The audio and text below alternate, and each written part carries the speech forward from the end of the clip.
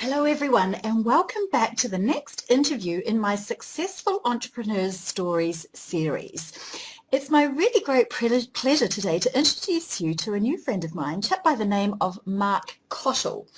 Now, as you know, I'm a New Zealander, a Kiwi, and he's an Aussie, and there's a bit of banter that goes on between the Kiwis and the Aussies. And Mark, I think you might be the very first Australian I've actually interviewed, but I won't hold that against you because Mark has a really interesting story to tell, and he is an accountant, as he will shortly tell you, but what I'm really interested in is how he's disrupted the highly capital-intensive accountancy profession in Australia.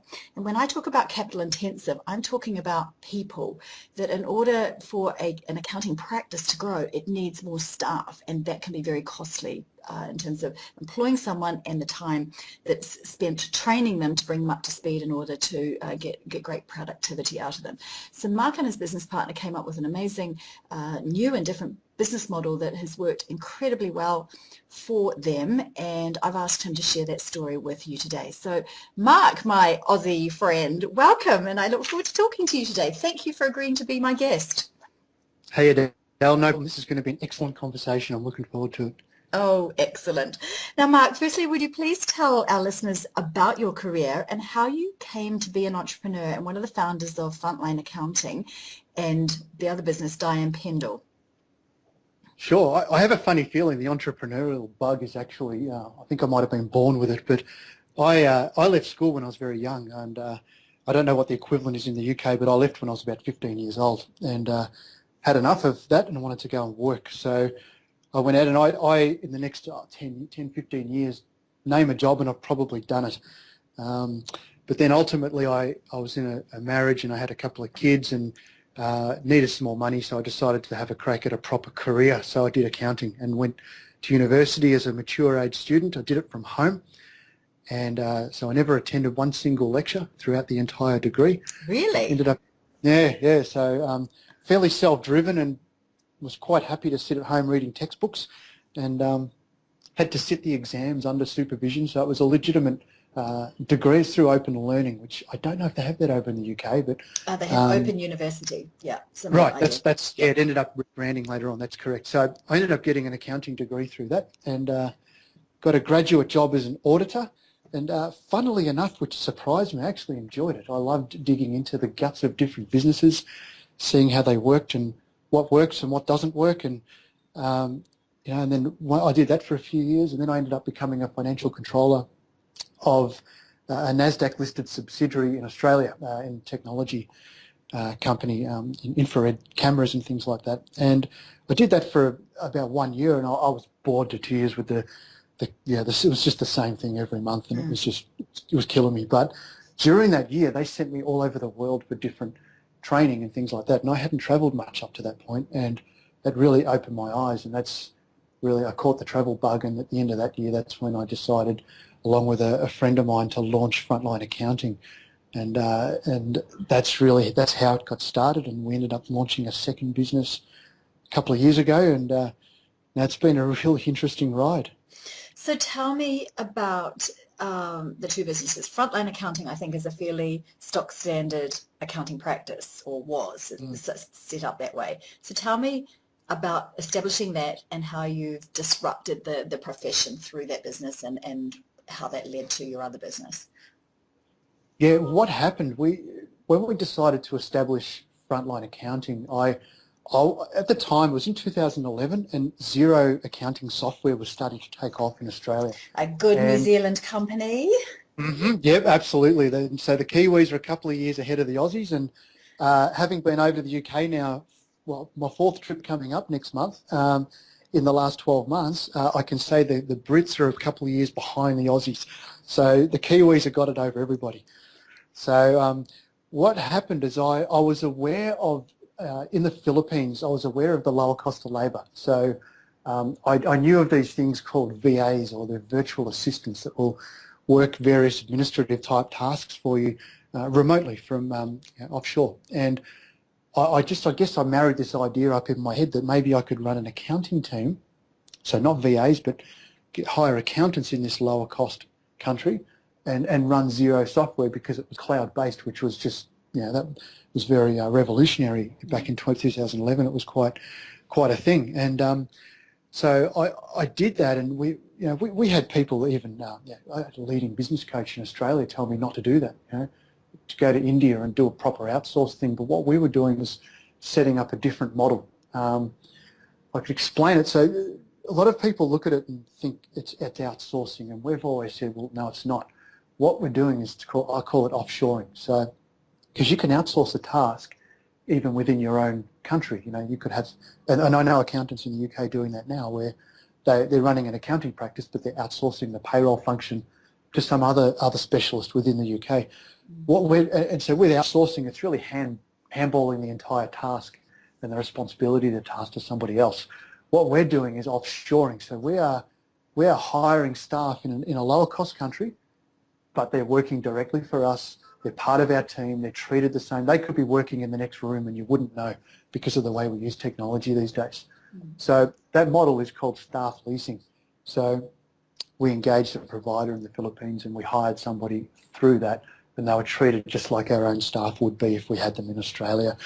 And so we built our accounting firm on the back of this model, this offshoring model, if you will. And as it went along, we got a bit more well known for what we were doing, within the accounting industry. And I started having other accounting firms asking me to help them set up teams in the Philippines, like what I'd done for my own firm. And sorry, just before you go on, so how big a team did you set up for yourself before you started doing it for others? We only had 3 staff before we started doing it for others. Right, okay, all right. So, not a huge business, but then the story continues, yes, okay. Right. And so as it went along, we had other firms asking us to do the same thing for them. And I didn't want to know about it at first, but one thing led to another, and we were incorporated in the Philippines. I had 14 empty seats in my office that we had, and I thought, okay, let's let some firms come in and they can put some staff here. And my idea was that it'll simply just be a little bit of extra revenue for us. It might pay the rent. It was never meant to be anything big. And what happened was, over the subsequent 12 months, so this was last year, we went from those 3 staff on my own team to a total of 72 in the 1 year, and that's a combination of increase in my own team, which is now we've got 16 in my own team now, and then a bunch of other firms coming and joining us. And as of today, I think we're about 106 people now. So it's gone crazy. And then we've recently started talking to the guys over in the UK as well and trying to duplicate it over there. So let's just unpack that a little bit. Sure. So the Australian accounting firms that are going through you to find their staff in the low-cost economy, how many staff would they typically have in this model working for them remotely? Is it 3 or 4 again, or are some of them bigger than that? Yeah, no, it's a big variable. So because remember when I only had 3 staff, but our accounting firm was a startup as well. So we've basically started 2 businesses from scratch with nothing. So our accounting firm in Australia is not considered big, but out of the 106 staff that are in there now, that the teams vary from 1 employee right through to the biggest is 15. So and everything in the middle. So it's pretty variable. It depends on the firm in Australia, how big they are, what they need, how adventurous they are. Some of them are conservative and don't want to really commit too heavily at this point, and others are just going in boots and all with it. So I guess what you're saying is that the model, the leasing of staff and having them working remotely but on your team, is flexible. You could have just 1 staff, and as you know, I'm thinking about doing that for not so much accounting but some other work through you. Yes. Where I would only need 1 person, or equally an accountant in Australia or the UK, where you're also targeting, could have their whole accounting processing team, which could be 1 through to X number. It's really up to the size of the accountant's aspirations and size of their business. Is that right? Absolutely. What I've always recommended, because look, one of my problems here is I've never had anybody guide me on how to do this correctly. I've learned it all myself, and so we've made every mistake you can make. And one of my mistakes was actually starting with 1 accountant. And for me, maybe I'm a slow learner, but it took me a while to realise, hang on, I've just put a whole lot of time and effort into training this girl. What if she leaves? I'm back to square one. It's not like I can just hire someone else in and, you know, transplant the knowledge she has. So I recommend all the accounting firms, when they're hiring accountants, to put on two at a minimum, because, and there's a couple of different reasons. One is you've got redundancy in the process then, so if one of them happens to leave or get sick or something happens, you've got a second person there that is, you know, going to keep going on, and you're not going to lose your investment of training them. Second issue is they will learn more quickly when there's two of them together. So you know, they can bounce off each other and you know, work through issues and things before they need to go back to you to ask questions. And the third reason, funnily enough, is they can actually be a bit lonely if they're on their own. So, you know, while we've got 100 staff there, it's a huge team. They're all working as smaller teams for each different employer overseas. And we have had it where one accountant was hired earlier on, and you know, she felt a bit lonely. So that team's got 7 in it now. But so yeah, they're my recommendations around it. For administrative type of work, like what we were talking about the other day, it's not such a big deal, because to train somebody in that isn't as difficult as training up an accountant. It's just much more technical with the accounting. And I'm guessing most of the accounting practices that are working with you are training their bookkeeper, data entry, lower level accounting staff. I could be wrong in saying that, so correct me if I am wrong. Would this idea work for someone, or for an accounting practice that is more specialised, say for instance someone that does specialist tax advisory here or in the UK or Australia, and that they want to outsource the lower level work, or not outsource, but work this model rather? Yep, so that's an interesting issue. So we've had, the short answer is we've got staff doing everything from data entry right through to complex tax work and everything in between. But in the Philippines, and this is really important for people when I talk to them, is they need to understand that in the Philippines this is very new. If you go to India, for example, you're going to find people there that understand how to do UK tax or Australian tax and things like that. They've been doing it for a long time. It's new in the Philippines for that. Like we very much pioneered this here in the Philippines, and based on my discussions with the UK firms and also just our recruiting in general, like we had over 7,000 people apply to work with us last year. None of them had Australian tax experience, for example, so we need to train those country-specific tasks into the staff so they can come to us. They'll understand reconciliations, they'll understand the debits and credits, some of them are going to be CPA qualified, they've all got a college degree in accounting, but they're not going to know anything about our country-specific rules. So when it comes to tax, you need to be willing to train them on that stuff, just like any other employee.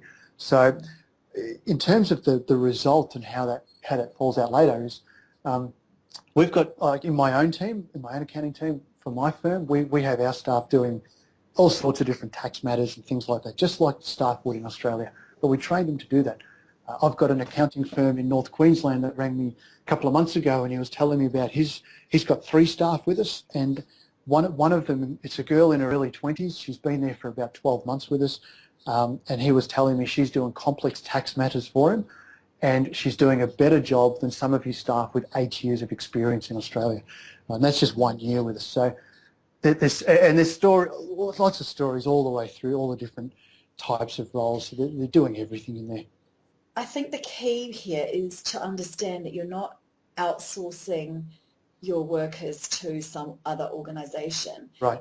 It's different. These are your staff. They are your responsibility, and therefore it is your responsibility as the accountant, not you, Mark, but the accountant that works with you, to train these people in the areas that you want them to work in. So there is going to be an investment of time and training and support, as there would be if you had a new staff member coming and sitting in your office in your local workplace, right? Exactly. This is not the model we're offering is not a short-term fix to your workflow problems in your firm. If that's what's happening in an accounting firm, this is not that model. And whenever I talk to firms and they have that issue, I just direct them to go and talk to the guys in India, or there's other ones in Vietnam. But what we're running is a model that will enable a firm or any business really, but if we talk about accountants, it's about positioning your firm for the future. And a lot of firms have their head in the sand about what's going on out there in the market. And technology and the global workforce is a game changer. Yeah. So this is really a long-term project, and if you're coming into it looking for a quick return, you're just going to be disappointed. So why did you select the Philippines? Like you said, there are outsourcing is commonplace, yep. And you could have gone to India where you could have applied this model, not the outsourcing, but your model in India or Vietnam, like you said. Yes. Why did you choose the Philippines? For me, when I was in Australia, I ran the numbers. So back in 2011, I did a cost comparison between doing something like this in India versus the Philippines, and it worked out to be about half the cost of what it would have been in India. So it's significantly cheaper in the Philippines. The English is way better in the Philippines. It's a very Americanized culture here.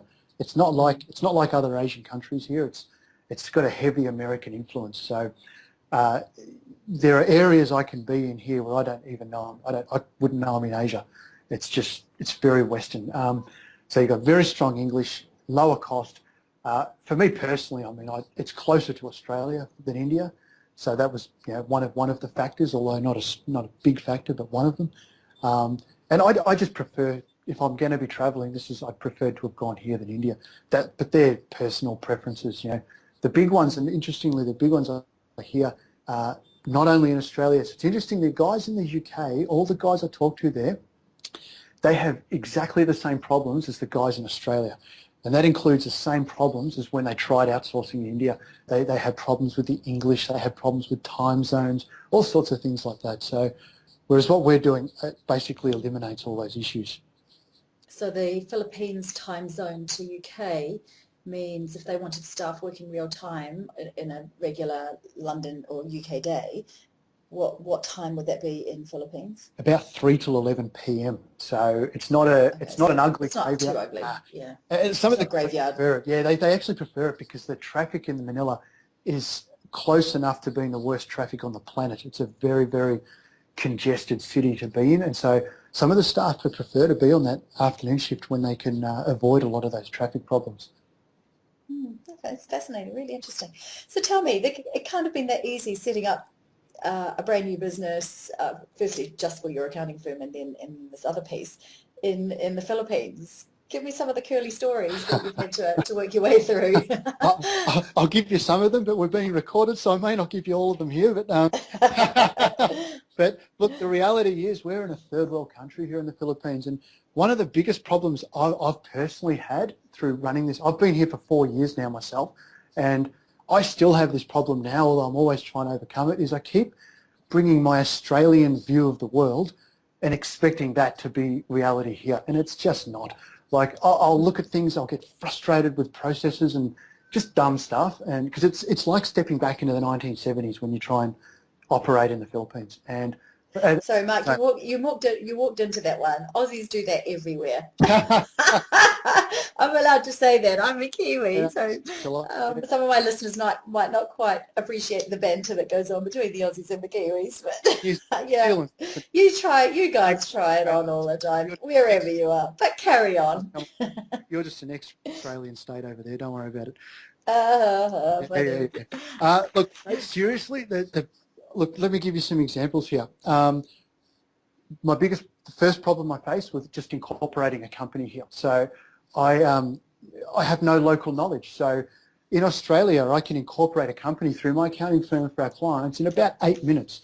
In the Philippines, it took me 8 months, and it was hard. It was blood, sweat, and tears. I literally had to take staff out of my accounting practice and pull them across from the client work into just dealing with this incorporation, and trying to find competent lawyers is difficult, trying to find quality advice is difficult. I had no guidance here. It's literally like stepping back in the 70s. Let me give you an example around banking here. Now, I've overcome all this now, but I've been doing it a while. But early on, for me to do certain banking things, so I don't know what the banks are in the UK, but let's say you've got 2 different banks. So in Australia, we've got Commonwealth Bank and National Bank, for example. I'm unable to transfer money between those banks here on the internet. So many times I would have to go down to the bank, take a massive cash withdrawal from our account. They would put it on the counter. You'd be counting it in front of everybody in the bank. I mean, look, yeah, we could talk for days about this stuff, but and then I would literally put it all into an envelope, this big cash parcel, shove it down my pants, walk as quickly as I could to the next bank and make a deposit there. That's how I had to do my banking in the early days. So I've overcome all that now. I don't have to do that anymore. But look, if you don't know what you're doing here, that's the reality of it. Other issues in the Philippines is service is not what it is in a first world country. Internet. Internet might go down, and I sometimes had to take my team and go and work in an internet cafe because our internet went down. Like I had a guy. This was a funny one. We had a guy come and do some repairs on the building's internet overnight one time, and it was clock off time. He went home, didn't bother finishing his job, so he left the whole building with no internet the next day and just went home. I said, oh man, I'll tear my hair out with this stuff. So, but that is the reality. That is the reality that is trying to run a business here. It's not the same for people that are trying to put staff here. The firms, that's different. I'm the guy running the business behind it. It's a really tough game, and you've got a lot of corruption and other things that go on behind the scenes here. That's just, it's not the textbook stuff you read about in college.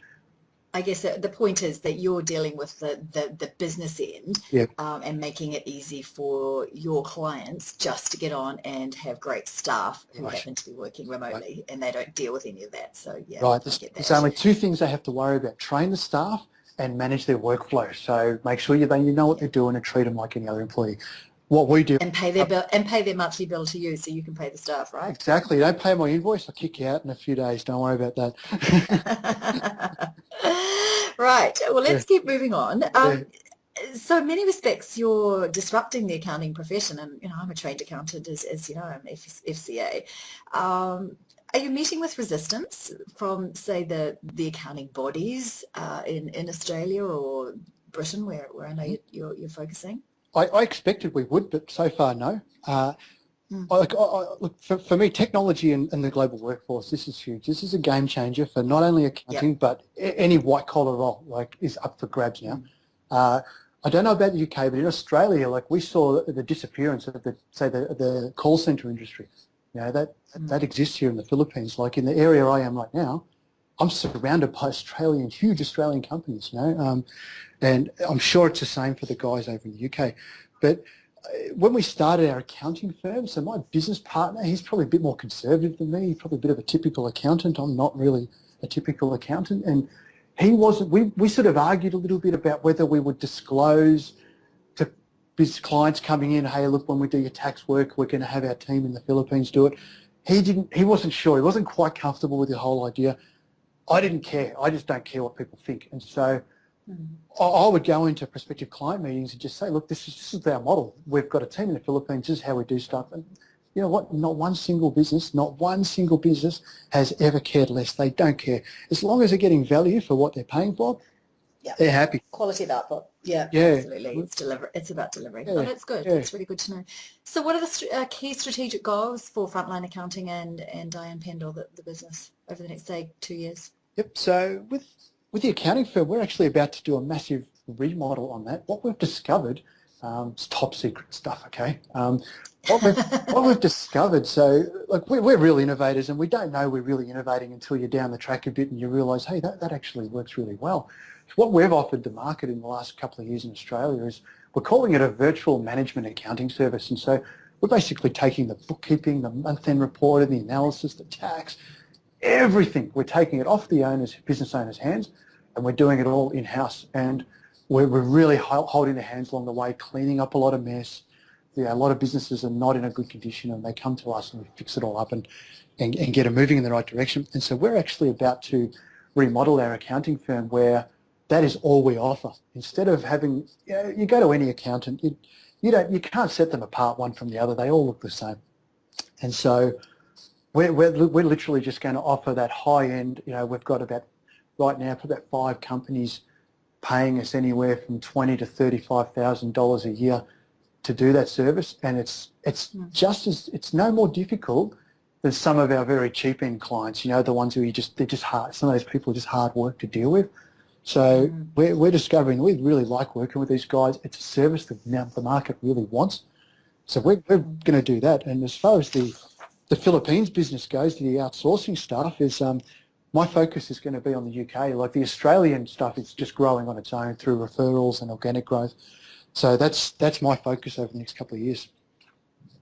And in approaching the UK and offering this model to UK accountants, are they embracing it? No, so far no, they're not. What they're doing the typical accountant thing, and a lot of Aussies did this as well. They look at it and they go, "That's a great idea. Like, I really think we should look at this." But then when the rubber meets the road, they get busy. You know, accountants just get busy, stick their head in the sand, and they just keep trotting along like usual. But yeah, we've got a few looking at it really closely, and we've got some coming on, and we've got a guy signed up recently, and they've already got their employee zero certified. They're really, so yeah, I'd say they haven't embraced it yet. The other issue with that is they're all looking at it from an Indian perspective. They come up to me and they're talking about their bad experience in India. So I'm firstly trying to overcome that, and then I've got to re-educate them on this alternative model that we're running when they keep thinking outsourcing. That's not what we do. So it's taking longer, but I'd say I reckon we're about to really take off soon. Oh, excellent. So what have been your biggest or most pleasurable business successes to date? That's interesting. Okay, we picked up an award for innovation a couple of years ago. That was really cool. Really? Like, yeah, out of 200 plus firms in Australia, we were awarded the most innovative. And then the next year we were runner-up for the same award, and we've also runner-up in the best place to work, runner-up in the best community service thing was. We do a lot of outreach here in the Philippines as well. We recently passed 100 staff. That was a massive milestone for us. That was really cool. And we celebrated, and we bought all the staff a big Filipino lunch, and it disappeared in seconds. It was like a storm had just gone through the kitchen when all the food had disappeared. But you know, the biggest thing that I enjoy watching is watching the staff develop their careers and seeing the opportunities. Like in the Philippines, the money they earn from working for us doesn't just go to them, it goes into the family. And so we actually get to literally watch families improve their circumstances. It's it's raising up a new middle class in the country here, and that's what this industry does. And so yeah, it's really cool to watch that stuff. Beautiful. So based on your own entrepreneurial experience, success, journey to date, if you had 3 pieces of key advice to give a person setting up a small business, whether it be in accounting or general, what would it be? Okay. I'm going to give you 3, and I'm going to give you a bonus one as well, right? This, and I think a lot of advice, they often talk about sales and marketing and things like that. I'm going to talk about, I often think businesses need to be a lot more frugal with their cash, and they need to guard their cash much more carefully. And because if you do that, you're unlikely to run into major problems as you develop your business. Like if you don't have any debt and you're not relying on people and your costs are low, your stress level is a lot lower and your risk is a lot lower. And for our business, we don't run debtors. Like pretty much everything we do is paid up front. And so because of that, I very rarely run into any problems with collecting cash. So that's critical, and I think businesses should take that seriously and not really loosen up the purse strings until much later down the track. Then we're fully capitalised, a few months of working capital in the bank and in a really strong position, then look at it. But most businesses don't get to that point. They're just often floundering around back and forth. Second thing I'd say is don't try to be all things to all people. You set the rules in your business, not your clients. I regularly turn prospective clients away if they're not a perfect fit for what we do. And but I do it in such a way that I always try to guide them to what is a good fit for them. Like I said earlier, I often send accounting firms to India. Say, look, what we do isn't a good fit for you, but I suggest you try this. So I'm not going to just take on anybody. People, I think people like to buy from who they know, like, and trust, right? Well, we sell the same way. Like I don't I just don't deal with people I don't want to deal with. And when I was in the UK recently, I was doing an exhibition at a show there called Accountancy in London, and I was standing there for 2 days. It was horrific, I can tell you. But I had a guy come up to me saying, "Oh, how much per hour?" I said, no, that's not what we do, mate. We set up teams in the Philippines. It's full-time teams. I don't know, how much for a tax return?